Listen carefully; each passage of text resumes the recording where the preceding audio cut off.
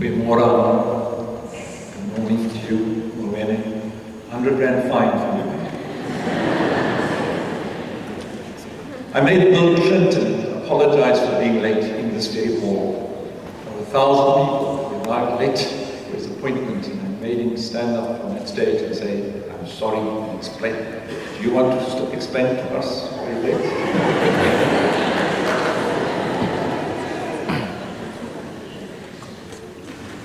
Always when I enter this hall, when we're celebrating the achievements of our students, my first response in my body, as the old brain, is gooseflesh.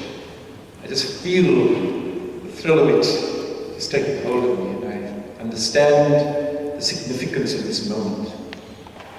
So in the audience, we're going to have large numbers of parents, or guardians, or loved ones. With us, they're going to celebrate the achievements of our brilliant students.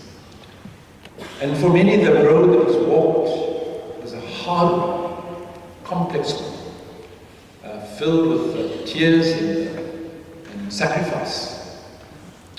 And for a mother to sit down there and a father to see, to hear the child's name being called, the child walking across that stage, is a deeply emotional thing.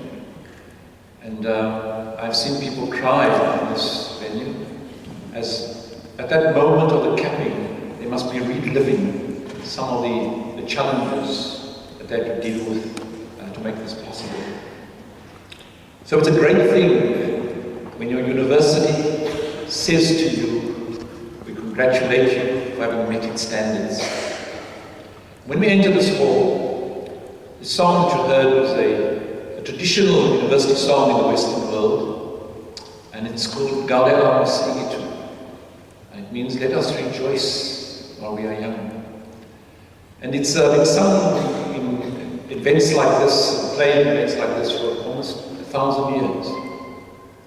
So each one of you stands in a direct historical relationship with all of those people ever in human history who've had this privilege of being crowned by the university as having done well.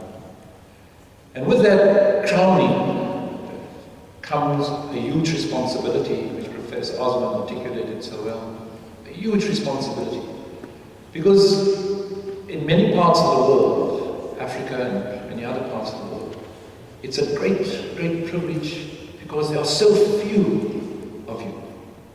Literally millions of South Africans who are currently in this nation of ours, a small percentage of them will one day find themselves in the position that you're finding yourself today. One day find the parents in the position that they are, as they look down on you and feel the wonder of it all and the joy. So you mustn't underestimate at all what that burden of responsibility is. Because you have acquired something incredible, and that's knowledge of a very specialized kind. And out there are all of those millions who do not have your knowledge. And you are responsible almost for making sure that your relationship with them is one that brings to them a sense of the value of knowledge in the first place, but also one that is caring. You must make sure that in your work, wherever you are, that you understand it. That people are putting their, I cannot say their lives, but they're putting their care in your hands, in the expectation that you know what you are doing and that you will heal. I've been speaking quite a lot recently about the special responsibility that this generation of humans have. I make 3 propositions. The first is to say that the most important humans who have ever lived were our ancestors, the very first people. Adam and Eve, for those who like the biblical story, or whatever evolved out of Darwin's concept of evolution.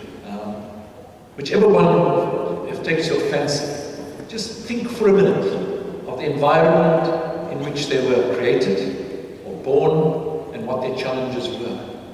Here was a new species called Homo sapiens, that's what we call it now. Not very strong physically. In indeed, was at danger when attacked by many, many different kinds of animals. There were no shops to go to. There was no bus transport. Just think of them and the challenge they had just to live every day to go and seek the sustenance that they needed. And yet somehow they survived. And then the second most important group of humans who've ever lived occurs about 70,000 years ago.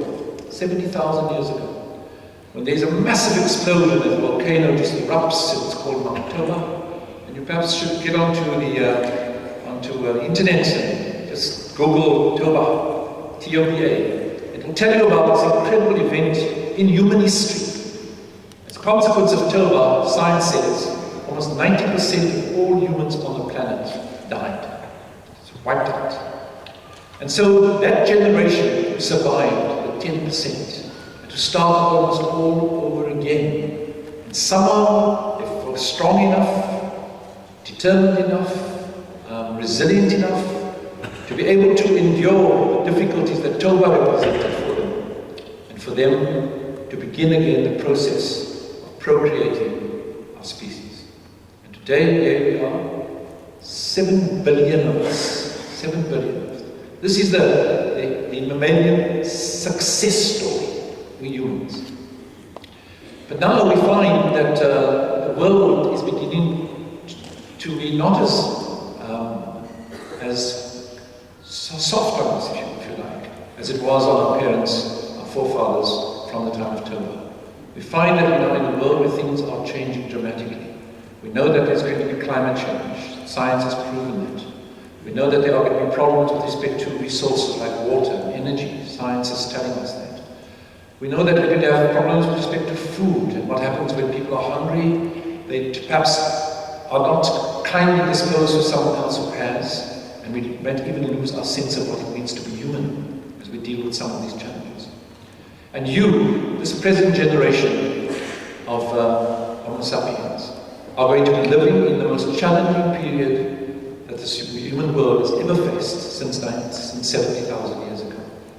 And we must have confidence that because of what you know, and because of who you are, you will be able to, as our forefathers did, find the ways to keep Homo sapiens on the move.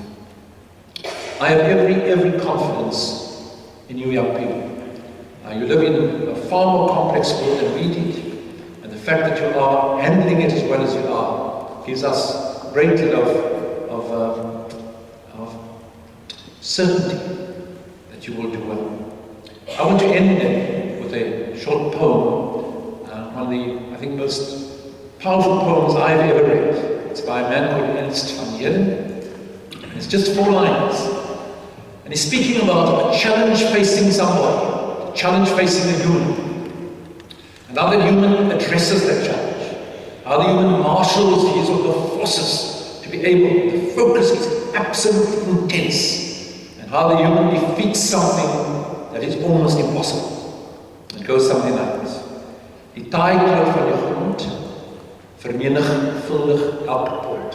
So what are we looking at? 'n gewig opteller. 'n gewig opteller.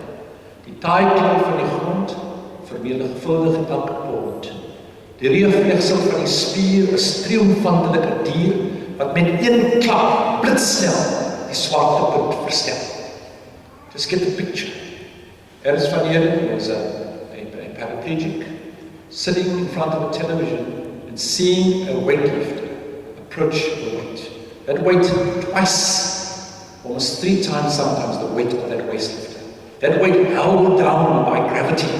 The weight says, I cannot and I will not be moved. And this human has such self-confidence, such belief, both in the body and the mental preparation, that he dares to believe, I can defeat you. And he approaches that weight, and he marshals all of his strength, and he bends down and he gets his hands in the right position. And before the weight can gather its own thoughts, the man has snapped it, drifted it up above his head. He's defeated even gravity. That's going to be the challenges, it's going to be the extent of the challenges facing you.